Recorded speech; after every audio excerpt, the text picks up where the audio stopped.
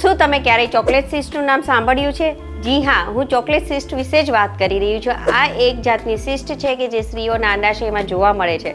એનું નામ ચોકલેટ સિસ્ટ, એનો મતલબ એવો નથી કે અંડાશયમાં ચોકલેટ જમા થઈ જાય છે, પણ એક એન્ડોમેટ્રિયોસિસ નામની બીમારી છે કે જેમાં ગર્ભાશયનું આંતરિક પડ કે જેને અમે એન્ડોમેટ્રિયમ કહીએ છીએ એના જેવી ટિશ્યુ ગર્ભાશયની બહાર પણ જોવા મળે છે.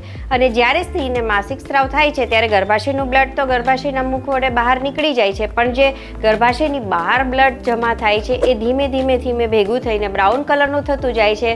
અને જ્યારે આ બ્લડ અંડાશયમાં જમા થાય છે ત્યારે બ્રાઉન કલરનું હોય છે, ચોકલેટ કલરનું હોય છે અને એને અમે ચોકલેટ સિસ્ટ એવું નામ આપતા હોય છે. ચોકલેટ સિસ્ટ અથવા એને એન્ડોમેટ્રિયોમા પણ કહેવામાં આવે છે.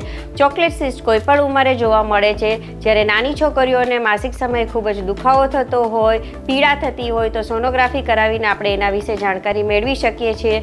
જ્યારે કોઈ સ્ત્રીઓ પ્રેગ્નન્સી પ્લાન કરી રહી હોય અને જો એને ચોકલેટ સિસ્ટનું નિદાન થાય છે તો એને લેપ્રોસ્કોપિકલી રિમૂવ કરાવીને પછી તરત જ પ્રેગ્નન્સી પ્લાન કરી દેવી જોઈએ, કેમ કે ઘણીવાર આ સિસ્ટ છે એ વારંવાર થતી બી જોવા મળે છે, જેના લીધે અંડાશયમાં સ્ત્રી બીજ ઉપર બહુ જ ખરાબ અસર જોવા મળતી હોય છે અને પ્રેગ્નન્સી રહેવામાં તકલીફ પડે છે.